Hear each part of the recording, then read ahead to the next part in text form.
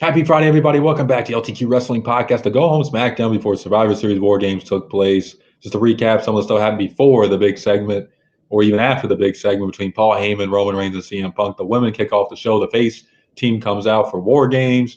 They're all hyped. They're ready to get to war. And the heel team interrupts, pretty much talks about how that team has a lot of dysfunction. Are they going to be able to trust each other? That might be the downfall of their team and everything. And Rhea talks about how she can't wait to get in the war game because there's nowhere for Liv Morgan to run. And Liv ends it by saying, I know you guys want us just to get in there and fight, but we're not done. We're waiting until Saturday. Bye. She says bye about 4 or 5 times. And Rhea says, I hate waiting. And the whole face team runs up on stage, chases them down, and a brawl breaks loose. And that's pretty much it. Just a sneak peek of War Games pretty much tomorrow between them 10 women. So hopefully that's a good match. And I know Io Sky is going to do something crazy. She always does. So can't wait to see that. We had Nakamura against Andrade. Solid match. Nakamura with his new entrance music. Not really too much of a different from his old one, but just like different beats and stuff like that. I'm really digging this heel Nakamura.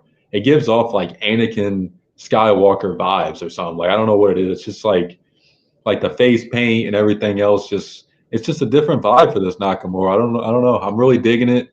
I do think this Nakamura could do a lot better than previous versions of him, but we'll have to see. It's only been really 2-3 weeks. I really like what I've seen so far. He gets the win. LA Knight comes out, spits black mist in his face. LA Knight's all over the ground, wanting the ref to pour water on his face. He can't see. His vision's blurred. And Nakamura walks away, looks back at him, and that's the end of that. So more hype for that match.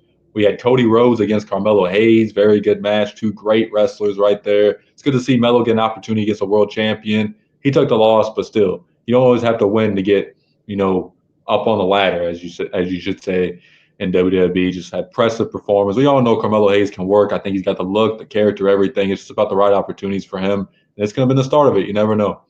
We also had Michin advance in the United States title mid-card women's tournament, which I'm glad she did. She got the win over Lash Legend and Piper Niven.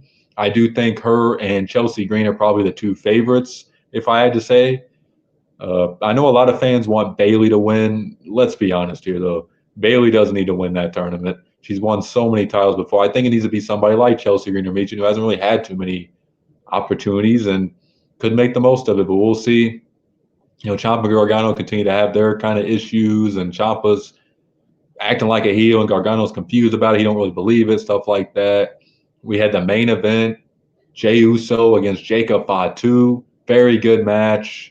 Back and forth. Winner pretty much got the advantage for War Games. Jacob Fatu is just a different athlete. I mean, he's on a different level, just doing flips and moves a lot of guys his size can't even dream of doing. He ends up getting the win here. Very impressive performance by both sides. We all know Jay, even though Jay gets criticism sometimes of like, oh, he don't do a whole lot of moves or whatever, he looked very impressive here. So great performance by both these guys. And the new bloodline walks in the War Games with the advantage. So speaking of the War Games, we had a sit down. Paul Heyman, the wise man, CM Punk, Roman Reigns.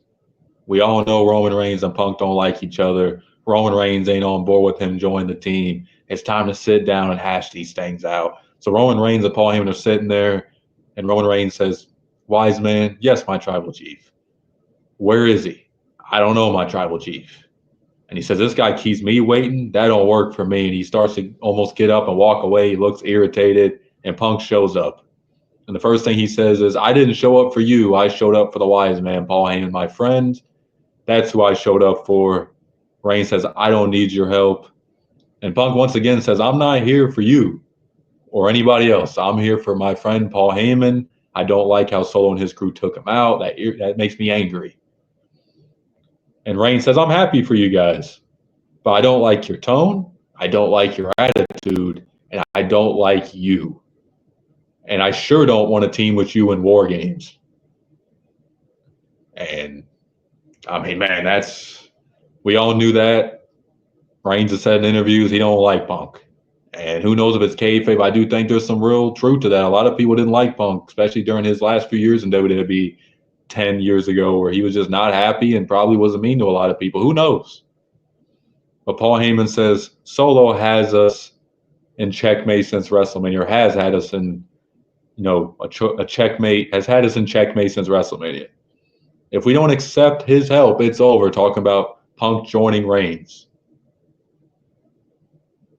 And then he talks to Punk and he says a crazy line. He says, if you don't help and Solo puts an end to the bloodline, you're next. And that's not a threat from Heyman. That's just him being real, saying, he's coming after you next. You helped him. You helped the bloodline. Solo's not going to be happy with you. He's going to go after you. Divided, we all fall for Solo. United, at best, we all survive. And that was a great line from Paul Heyman right there. A lot of truth to it. And both say, this one time we team up. This is it. One time. And then Punk ends it by saying, your wise man will owe me a favor.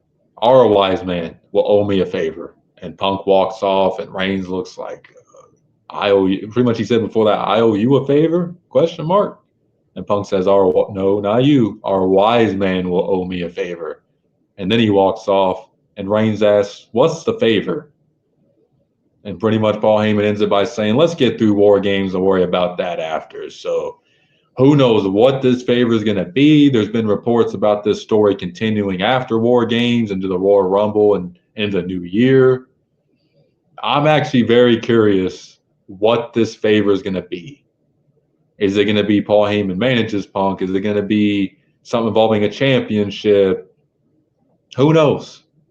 But they haven't showed Seth Rollins involved in this. So I do think there's a great chance Seth Rollins is going to screw the OG bloodline of War Games. I know he has his history of Bronson Reed, but he also has a history with CM Punk. So we'll see what Rollins does. But hopefully you guys enjoyed SmackDown. Hopefully you guys enjoyed this video. Make sure to like and subscribe. Hopefully War Games lives up. Peace.